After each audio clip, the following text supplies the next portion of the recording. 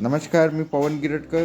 आज आपण अशा ग्रामीण भागात आलेलो आहे. आजचं जे युग आहे, कोणी म्हणतात की आम्ही इतके वर्ष राहत नाही, 60-65 मध्येच आम्हाला परमेश्वर घेऊन जाते. पण आज आपण अशा व्यक्तीशी बोलणार आहोत, त्यांचं वय त्यांनी त्यांच्याच तोंडून आपण ऐकू. नमस्कार, तुमचं नाव काय आहे? पूर्ण नाव काय?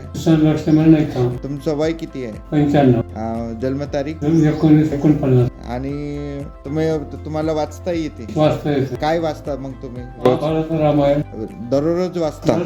ते दाखवू शकता फाटले नाव तुकडे तुकडे. 95 वयामध्ये तुम्ही आज वाचन करता आणि ते पुस्तक वाचत गेला. बढे एक पुस्तक आहे, आपण बघू शकता. त्याच्यामध्ये यांनी AITचं पुस्तक आणलं. वि.स. खांडेकर यांचं हे सुद्धा पुस्तक त्यांनी दररोज वाचतात म्हणते. तर ह्या 95 वयामध्ये त्यांना सगळं वाचनाची आवड आणि शिक्षणाची आवड. त्यावेळी तुमचा जन्म कोणत्या वर्षीचा आहे? पहिलं कुठं काम करत होते तुम्ही? बल्लारशा. नाही म्हणजे मी गावोगावी हिंडलो. हा, गाव सोडलं त्यापासूनच. म्हणजे कोणत्या डिपार्टमेंट मध्ये होते? आम्ही होतो अजित सिंग कॉलेज कंट्रॅक्टर. अजित सिंग हरमान सिंग नाही का? हा 42 वर्ष नोकरी केली. अच्छा, 42 वर्ष. अच्छा, त्याच्या डिपार्टमेंट मध्ये कंट्रॅक्टर होतं त्याचं. मुलं काय करतात तुमची? आमचं मुलगा एक टीचर आहे. हा, आणि दुसरा लेक्चर आहे, टीचर. हो का?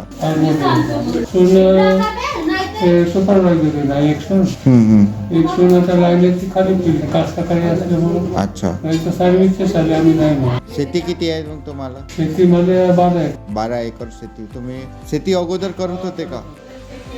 ठेक्या बटायची शेती करत होते? शेती करत होतो. अच्छा. शेती आल्यावर चांगलं करायचं. शहरामध्ये जर तुमच्या मुलाची बदली झाली आणि शहरात या म्हटलं तर तुम्ही जाणार का? शहरात नाही जात. शहरात नाही जाता. बघा, खेड्याकडे महात्मा गांधीजी म्हणत होते की खेड्याकडे चला. म्हणजे आज त्याचं एक चांगलं उदाहरण. नाही तर आज जे शहराकडे गेलेले व्यक्ती जास्त दिवस जगलेले नाही. त्यातलं प्रदूषण म्हणा, सगळ्या ह्या गोष्टीचा त्यांना सामना करावा लागते. बरोबर. तुम्ही किती वाजता सकाळी उठता? आम्ही लोक 5 वाजता सुटतो. बघा, 5 वाजतापासून तुमची दिनचर्या चालू होऊन जाते. हा, पोहोचून निघते ना, पोहोचतं काढण्याची शाळा. अच्छा. कुठून निघायचं तर हो का? कास्तकारी करता. चालू आहे. हा, बढिया. धन्यवाद. तुमच्याशी बोलून छान वाटलं.